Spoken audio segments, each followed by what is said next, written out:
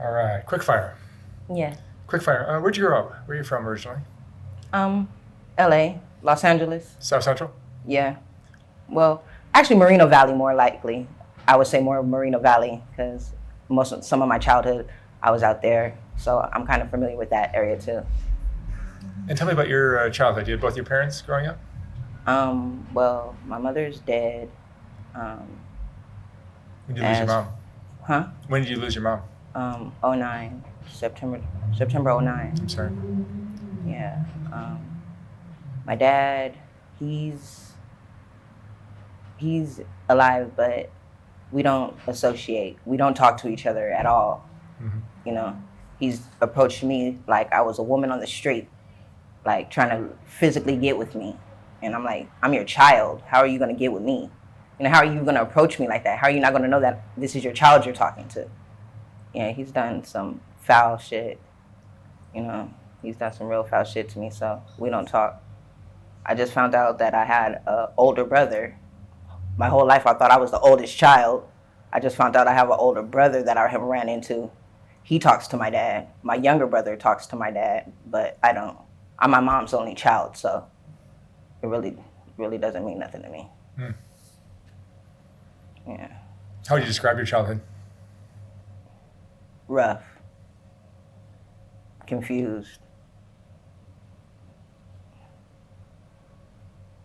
What kind of stuff was going on? Well, first off, my mom was 14 when she had me. Mm. She got pregnant at 13 and had me at 14.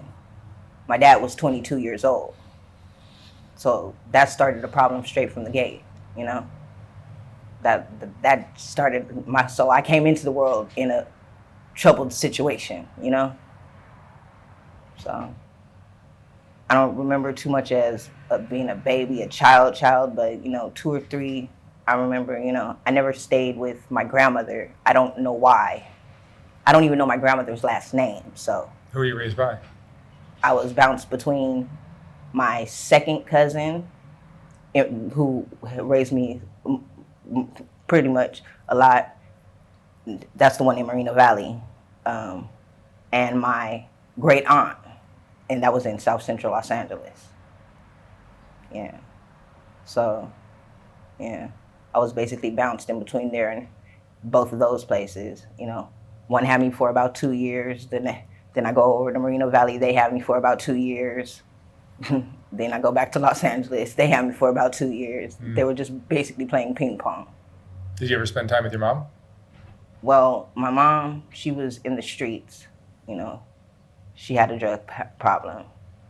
So she was in the streets, but one thing I can't say, she would come by when I was in Los Angeles.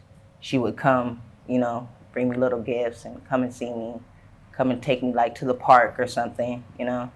It's hard to imagine having a 14-year-old mom. Well, I mean, we're 15, 16 as you guys grow up.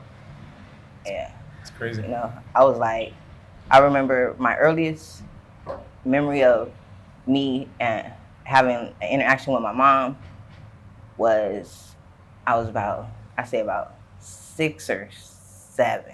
I had to be about 6 or 7. And she had came to my cousin's house to pick me up. And, you know, we had our little outing, you know. They never denied her coming and get me, you know. But, you know, she didn't have a real place to take me. She didn't have like a house or anything. So that was difficult. But we went to the park, we had a little outing, and then she said it was time for her to take me home. And I was like, no, Mommy, I don't want to go. I want to stay with you.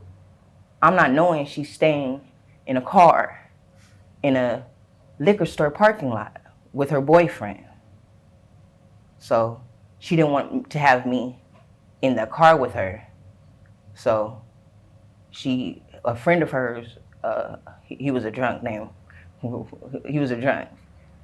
So he said that we could, you know, sleep on his floor at his house, you know, overnight, you know, be a night. So we go over there to sleep, and in the middle of the night, he comes and pees on us. You know, he's drunk, so he mistakes us for the bathroom, and he peed on us. And I just remember my mom jumping up and making that man touch every wall in that house. Because you peed on my baby?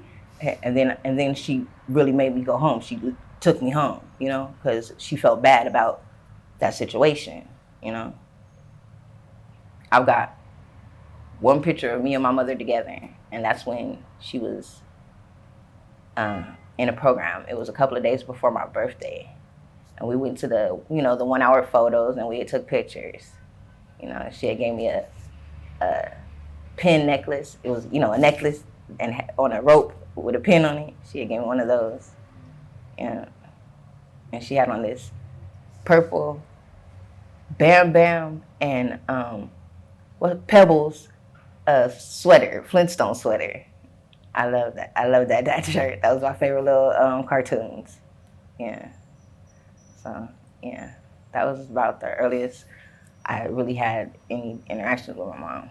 But she was like, I guess she was about 20 something, 24, 25, you know. I was 8, so yeah, I guess so. 8. Yeah, she was about 20 something. Yeah. In general, how would you describe your childhood? I mean, you had any abuse or any, the fact that you were passed around from caregiver to caregiver opens up the door for a lot of bullshit. Mm-hmm. Yeah. Well, my cousin's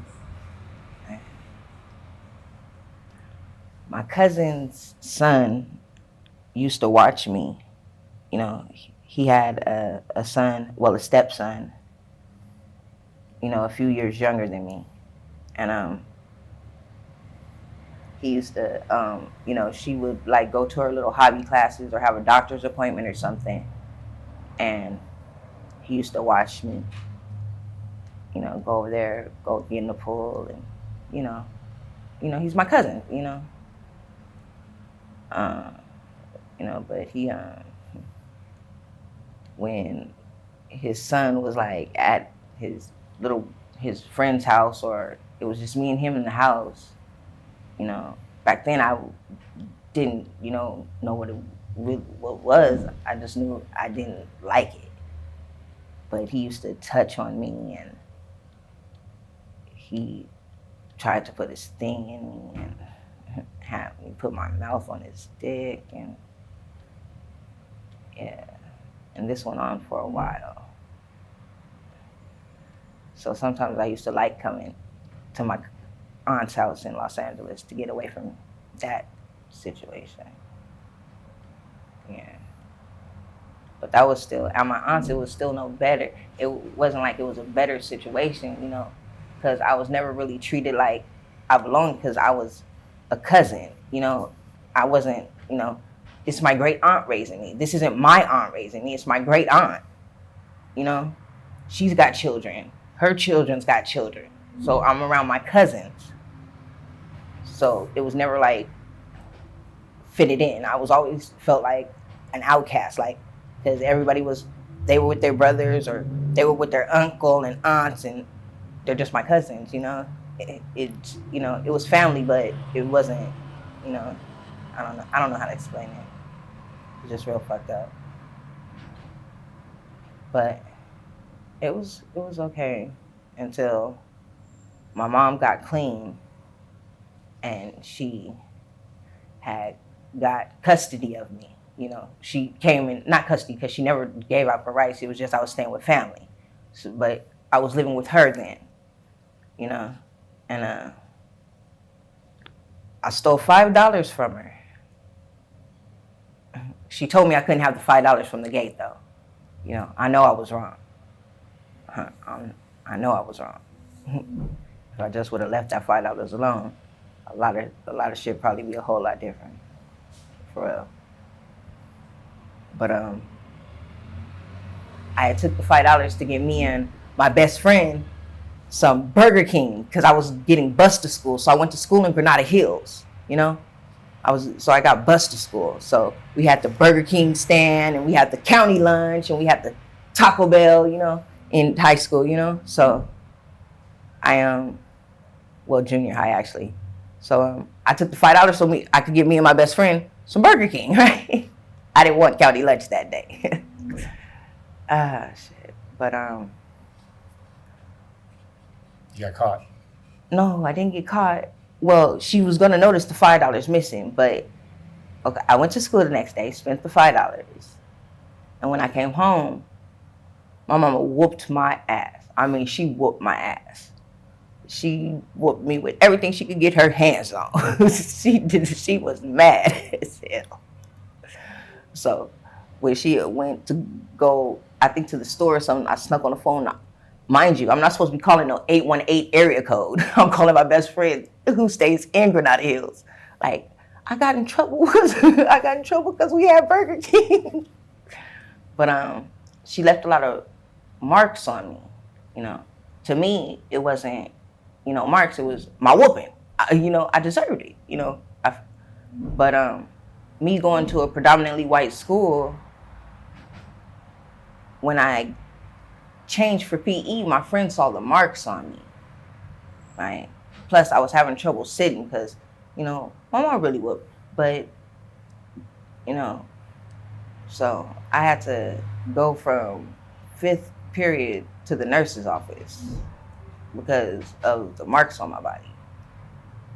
And from there, I went to the police station.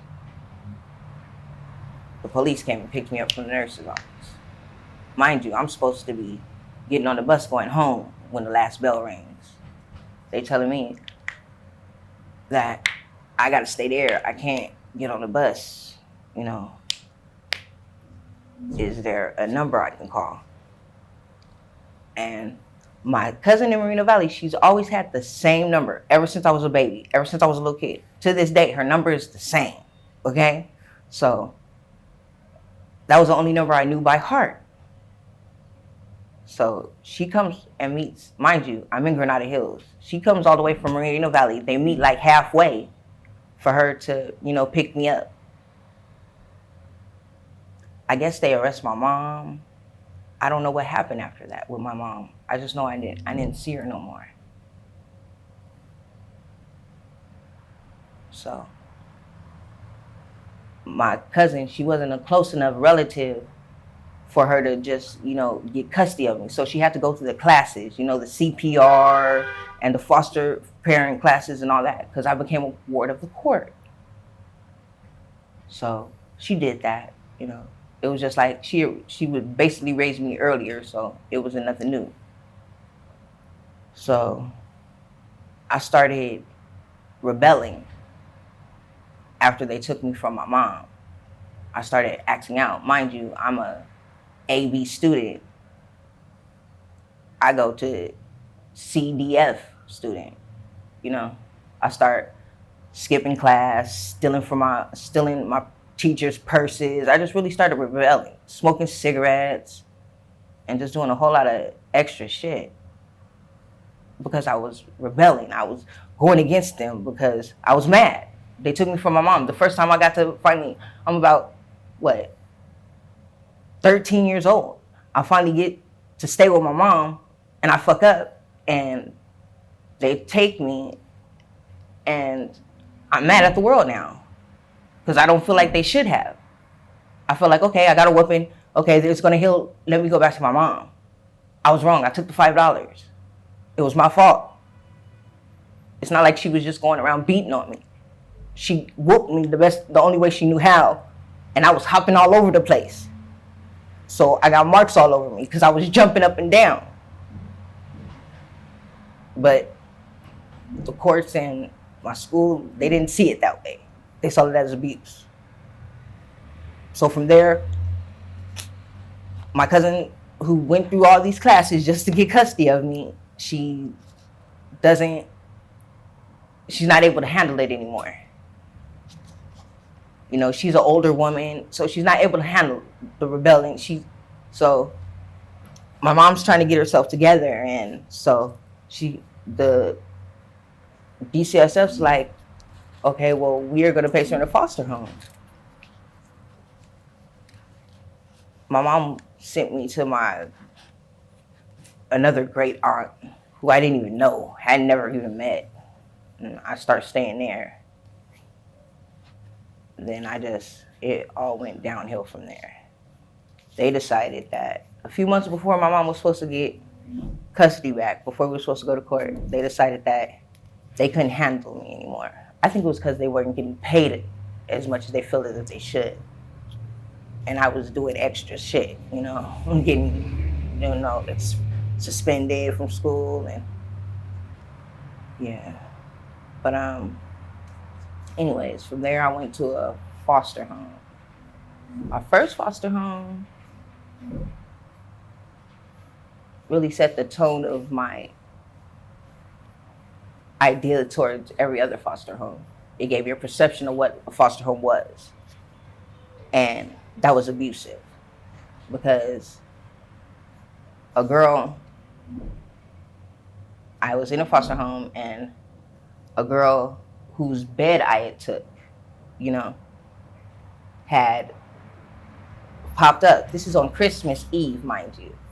My mom had a visit with me, and our visit didn't go too good because she was intoxicated. So she ends up jumping on me, And so my foster brother comes, picks me up, and we get to open one present. As we're going to go back to the house to open our present, we see the girl whose bed I have, who ran away from this foster home. So the lady has her get in the van, so she's going back to the house with us, until after the holiday, so the foster people can come and get her or whatever, however it goes. But it was 3 of us before she came into the house that day. And we had all been there a different amount of time. I was basically the newest one. So there was one boy there. And so the oldest girl, who was my roommate, she got $101 bills. The boy who was in another room, he got 75 $1 bills. And because I had been there the longest, I got 50 $1 bills. Now, mind you, at dinner, this girl who we picked up says, mind you, the little incident I just had with my mother earlier that day. So the girl says something about my mother. So I flash on her. And so they send me to my room. They get up from the dinner table, go to your room, So I fall asleep. I'm getting woke up saying that the girl's money is gone and where's it at? It was only me in the room. So they start searching the room. They find the girl's ones mixed all throughout my stuff, in my drawer, in my socks. I know I didn't sleepwalk. I know I didn't sit here and do it. So the girl basically set me up, and the lady swore up and down that I was lying, that I had that I took the girl's money. And she had me in a corner and she choked me. And she was a tall lady, so she had me off of my feet, choking me, telling me if I don't tell the truth. But I'm like, so I just agreed with whatever she said so she would let me go, And it was just crazy. But from that foster home, all I did was go to another foster home. And I just ran away from that one because I wasn't going to let that happen to me again. And every time they caught me, I just ran away again and again and again. So my family was never really able to keep up with me or keep in contact with me. I don't know if they were even trying. So I just ran and ran. So at 13, 14, I had to pretend I was older. I had to, start prostituting so that I could make some type of way to do what I had to do, to be able to feed myself, to have clothes. And I ended up running across this guy, and he was in his 30s. He was 39, I believe. And I'm like, I think I was just 15. I was just turning 15. We got together, so that was my pimp. He had 3 boys, and we were sitting there. We were doing it, But he was abusive. When he got drunk, he got abusive, So what ends up happening is I go to hoe in Gardena, right? I'm hoeing in Gardena. And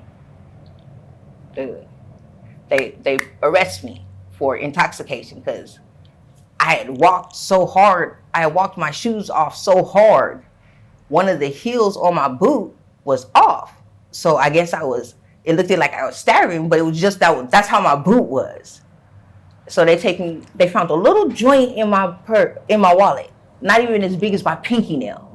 They took me in for intoxication in public. So I'm calling him like, you gotta hurry up and get me out of here before my fingerprints come back. Because I know when my fingerprints come back, it's gonna say I'm 17 years old and I'm going to juvenile hall. He didn't know that because I got arrested in Hollywood one time. And because my prints weren't in the system and I knew one of my friend's names, I used her name. So I went through Twin Towers and I was only 16. But that's by using her name. I was working in Waterworld, but I had signed her to get released on, what's it called? Work release. And I never did it. I was like, she's going to have to get her own shit together. This is what she did. I didn't do it. So when my fingerprints come back, they take me to Los Padrinos.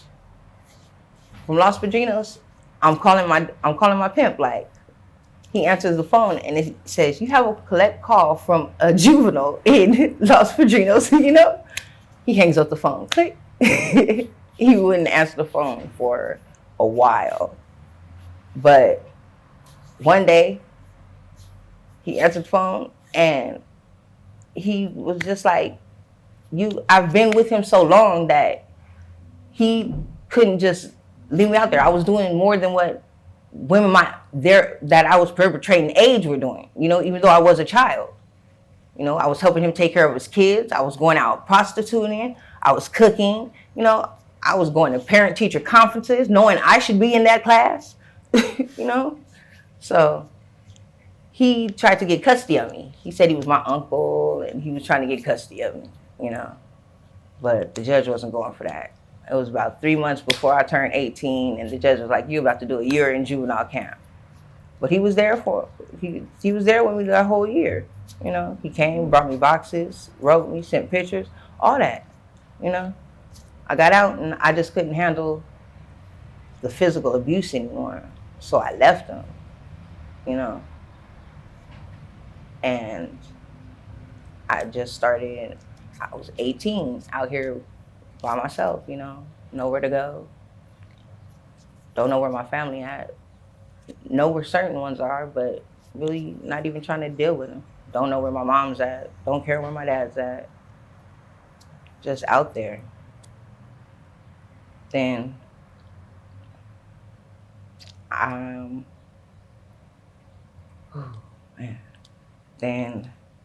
so I really get into prostituting, you know, for myself. It's like I don't need it. That's when I get the idea. I don't need a pimp. You know, I gotta make my money for me.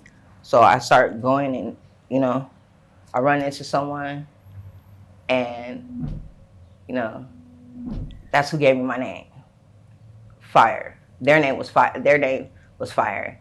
So, you know, one day they saw me. I had hopped in a car, and the car just went around the block. And by the time, it was like 47 seconds, I say. By the time I came back around, I was already paid, date done, happy camper, ready to go. They were like, that's your name. I'm gonna call you QuickFire. Yeah. So that's how I got that name, you know. But I just really been out here doing what I needed to do, trying to keep my head above water, you know. At what? I was 15. I started using cocaine, smoking crack, you know? And it's like, it made me feel like I fit in. Like, whoever I was around, that's what they were doing. So, that's what I'm going to do. And at first it was just to fit in, basically. But then stuff started happening. Like, I got clean. I was in a program. I've been in a program for 47 days.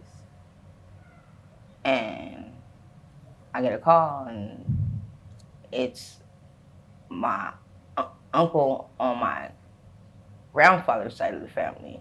And he telling me that my mom's in the hospital and it don't look good.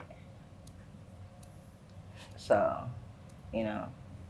mind you, for the first time in 12 years, I had finally seen my mother in the county jail, going down to the medical, because I have seizures, and my mother contracted HIV out in the streets. She told me when I was 12 that she had contracted HIV. So, that's why I'm so adamant on things about condoms, because I've been like that ever since I was young, because my mother taught me about the risk of unprotected sex. So that's why I'm 38 with no children.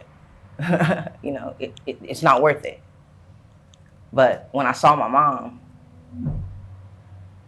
it just shocked her, and I just started crying. I hadn't seen her in 12 years. I hadn't seen her since the day she jumped on me on Christmas. I hadn't seen her since then. Here I am, 25,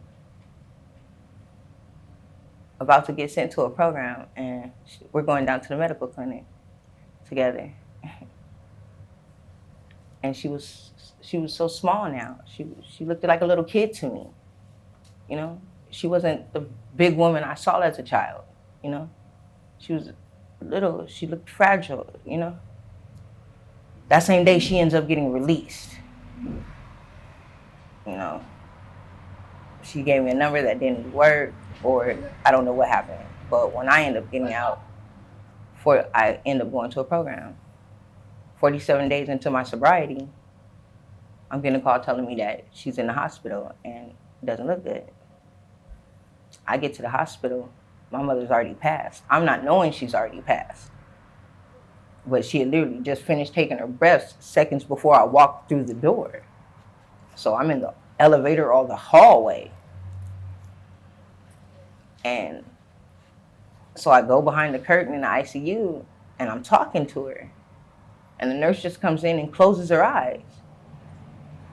And I realize my mom's not there no more, She's dead. And I'm sitting up here and I was just talking to her, thinking that, she could at least hear me.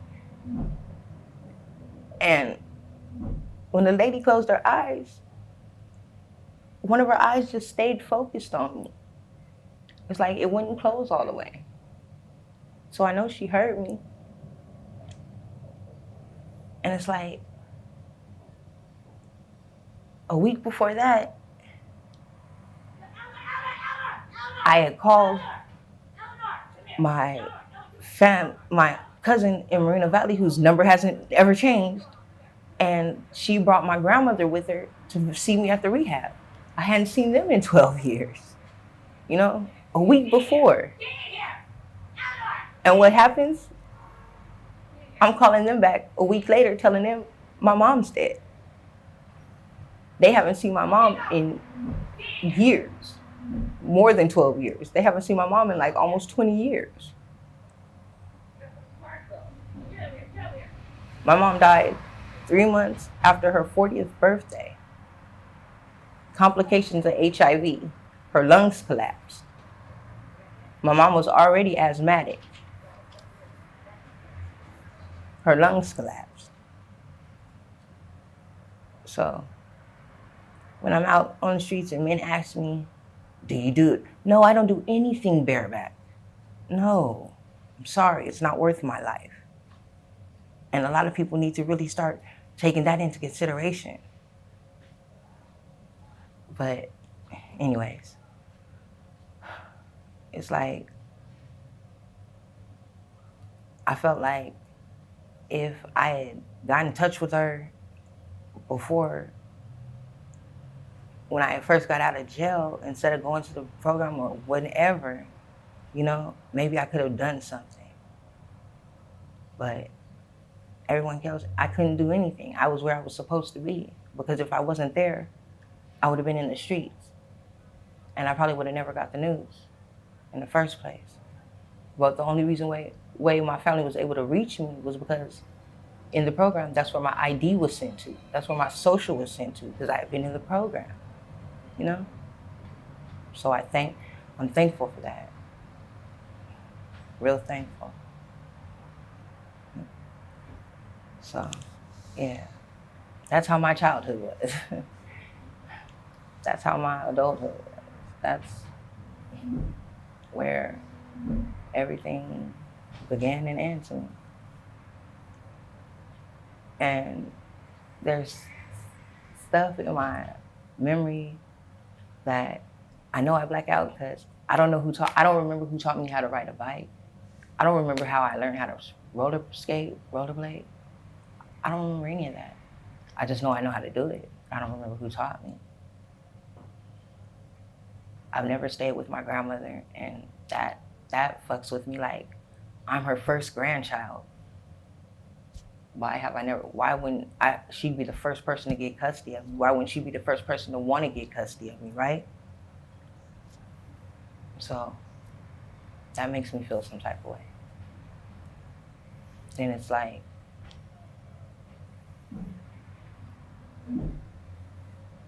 why do I have to deal with a family that couldn't even give my mother a funeral? And I mean, my family members are retired second-level secretaries for the Los Angeles Police Department and retired general managers for Pacific Bell. But they going to China and Africa and taking cruises, but they couldn't give my mother a funeral. My grandfather's side of the family gave her a memorial at least. And a car wash that the program that I was in, church helped me throw. The car wash is what cremated her by the county.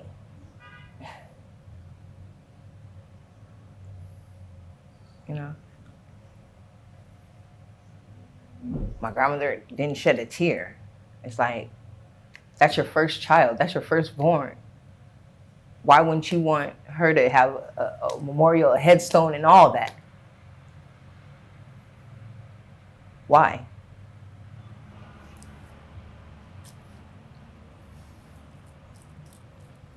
I got into a car with this man who was going all and down the street, raping girls, you know, cutting them, and he was perpetrating like he was a paisa.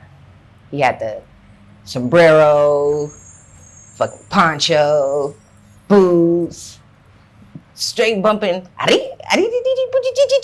music, you know, in a little green Camaro.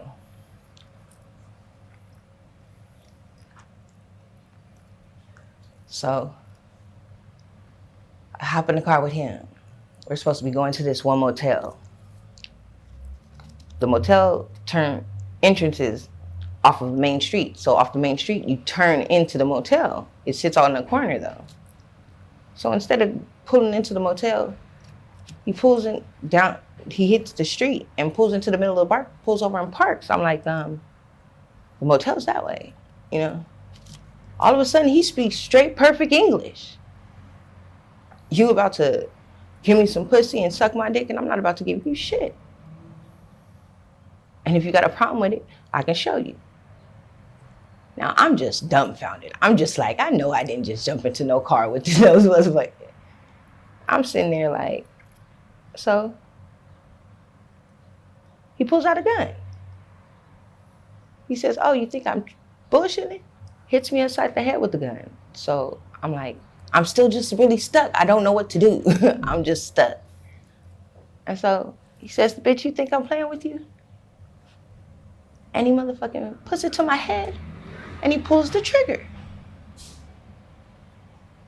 It clicks. There's no bullet in the chamber. By the grace of God, and only by his grace, and I know that. When that gun clicked and I realized I wasn't dead, we start fighting. Because now I'm fighting for my life. If there was a bullet in the chamber, I'd just be dead right now. And he didn't care. That was his intention. He didn't care. So we're fighting. Somehow the gun gets tossed to the back seat. I've got a seatbelt on. I'm trying to open the door and get out. I can't. So I'm constantly, I'm trying to kick everything. All of a sudden, it feels like somebody dumped a cup of water on me. I just paused, just in mid-fight. I just stopped. And I'm covered in blood. And I look at him and I say, what did you do to me? And he opens my door, unbuckles my seatbelt, and kicks me out. I'm drenched in blood. He ended up stabbing me 7 times. I have permanent scars that will never go away, ever, ever. This side of my hand is numb permanently because he hit a main vein or something. This was like that big when I first got it. Mind you, this is a few weeks before my 21st birthday. Never forget it. And so the ambulance come and they're like, you need to go to the hospital. I'm like, I don't do good with hospitals. I've had family plans in hospitals. I don't need to go to the hospital. I'm okay. Just take me home. I was staying with this man through an alley and all this, and it was crazy. But so the police took me home, and I'm like, I need some drugs. I'm wrapped up, mind you, just got stabbed 7 times. I need some drugs. Straight up, I need some drugs. I'm not trying to feel, I don't have any medication because I declined to go to the hospital, so ain't no drugs in my system, ain't no narcotics, no nothing. I'm sober as hell and the pain's starting to set in. So, mind you, my outfit is covered in blood. So I look like a walking dead person damn near. I'm covered in blood. And so I end up going to this spot, taking a hit, and this cut right here, it just starts gushing out good blood again. And the drug dealer of the house was like, they helped clean me up and all that. And they were like, if anybody gives her a hit up in this house, y'all can't come here no more. And by the grace of God, for like a week and a half, 2 weeks, they took care of me at the spot. Changed my wounds, washed me, healed me up, took care of me. I'm grateful for that.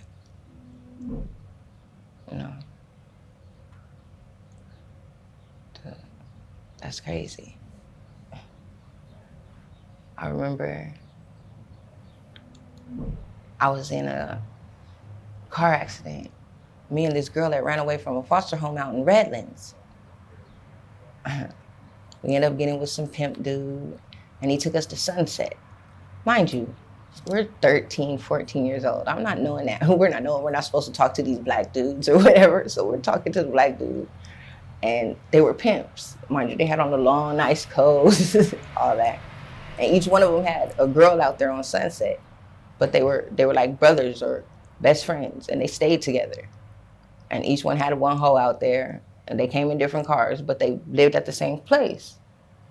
So I get in the car with one guy, she gets in the car with the other guy, we hop on the freeway. I wake up to my body getting thrown from the back passenger side through the driver's side window while the car flipped on the freeway. When I come to, I'm watching traffic come towards me. And I I can't do anything because I've got a fractured pelvis and a fractured rib. I can't move.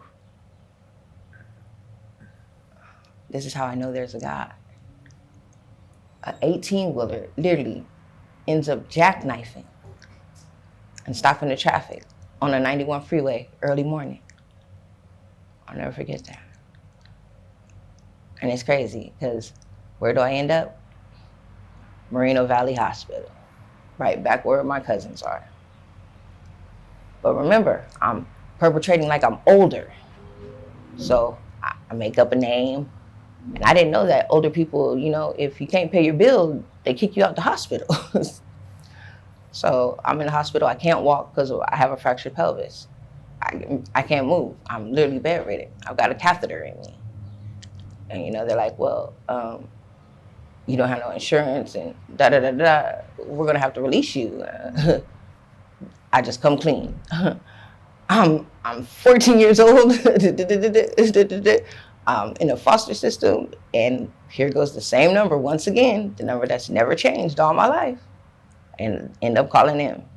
Social worker ends up getting called. So end up going to another foster home. I just really jumped from foster home to foster home because I didn't trust staying there too long.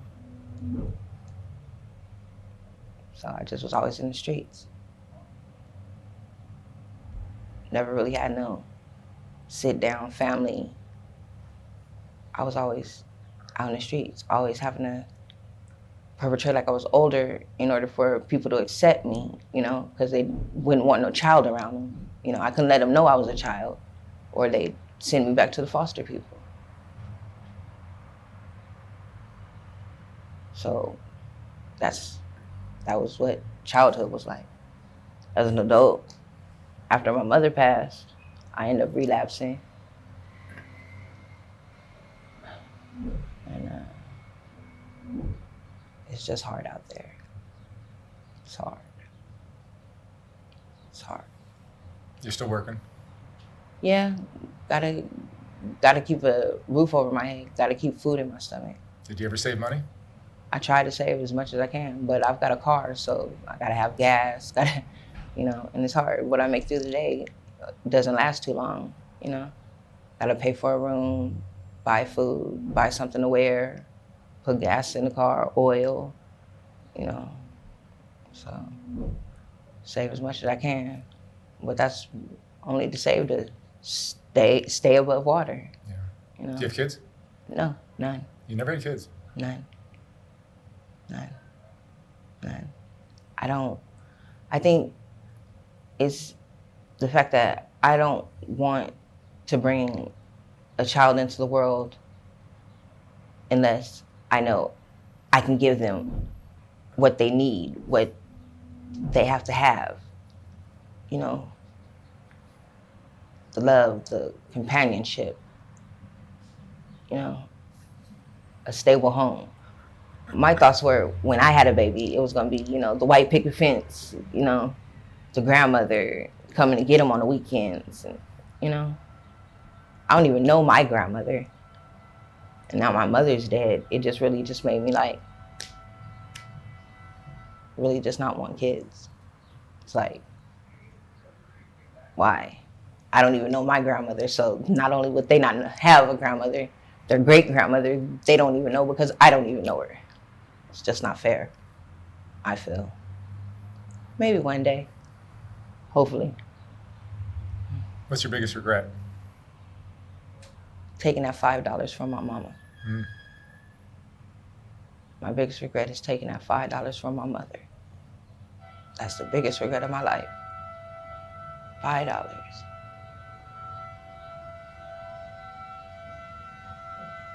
That $5 changed my life. That $5 cost me my life.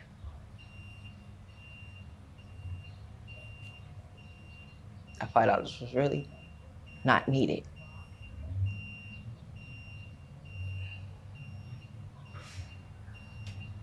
That $5 cost way, way more. That $5 cost me a whole lot more than $5.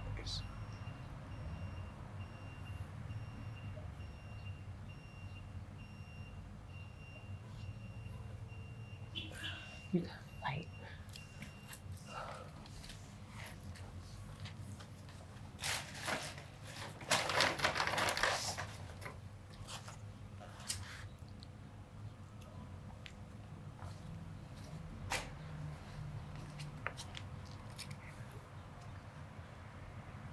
Tell me how this line of work has changed over the years.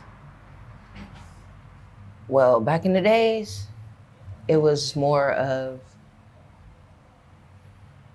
dates, just really just dating and not having any ulterior motives. They want to date and go. It's just handle business and go. Nowadays, they want to procrastinate. They want to lowball you. They want to bullshit around. A lot of them have no intentions of paying you. A lot of them just come with game. They come with a whole lot of drama. And it's like, it's more youngsters trying to do bullshit. And even some older cats, motherfuckers want to rape people, beat them up, take the money back. It's like, it's changed for the worse. It's like, plus there's too much competition out there. It's too many girls out there now. And now that it's so many, it's like, all they do is ride up and down the street all day. Before, okay, well, they got their pick of this one, this one, this one, this one, this one. It's not too many. There's only a few up and down the street. Now, every other corner, there's a girl. And since I'm getting older, it really doesn't help any younger competition, Yeah, so that really doesn't help. Yeah. Yeah. Yeah. What do you wish you had done differently in your life?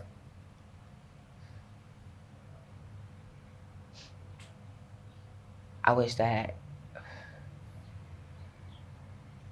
I would have stayed in that program.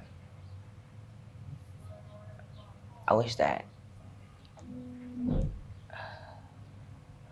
I hadn't rebelled when they took me away from my mom, that I just dealt with it and didn't go so negative. Because my mother was doing everything she could to get me back once she finally did get clean. She had got her an apartment, she had got married. She was doing everything she could to get me. But it was like I was working against her because I wasn't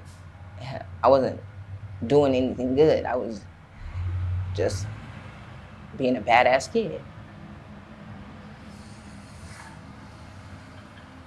But it was like before, when I was good, they took me from her. So I thought maybe me acting up, they'd get me back to her. Don't nobody want no bad kid. Give her back to her mama. That was my train of thought. Because the whole time I was good, they kept me from her. So it all boils down to that $5. It really does.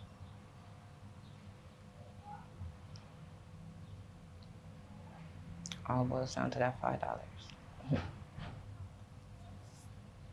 You been in love before? I thought I have. But it's like, the love that I get is like, it's not really love, it seems. It seems like it's, it's usefulness, They use me till they find no more need for me, or they find something better, It's like, it's not really love there. But I think I found love. I think I have. I'm with the new cat, and he makes me feel better about myself, Because a lot of people, oh, you're pretty, you're beautiful, nice body, and I'm just like, what are you guys seeing? I don't see that in me. I don't know why. I just don't. I don't see that pretty girl walking down the street. I see something wrong with me. It's got to be something wrong with me. I don't have the highest self-esteem. like everybody swears them down, I do. It's just, you know, I'm more non-tolerant, you know, of a lot of things. So it's harder for me to find love because I have a wall up because of so many past relationships that I thought I was in love, you know, and it ended up being, I was probably in love, but the other person wasn't, you know. That's pretty much how that boils down. But this new guy, he makes me feel good, you know. He makes me look at things about myself a lot differently, you know. He's always telling me I don't know my worth, you know, and I probably don't. I don't, you know, I don't feel worth too much, you know. I love me, you know, but at the same time, I don't. So how are you gonna find love when you're not sure about how you love yourself? I don't know. I'm caught in between. What would you say is the most important lesson you've learned in your life? Cherish your mother. Cherish your mother. And when you have a chance, take it to the fullest, because you may not never get another one.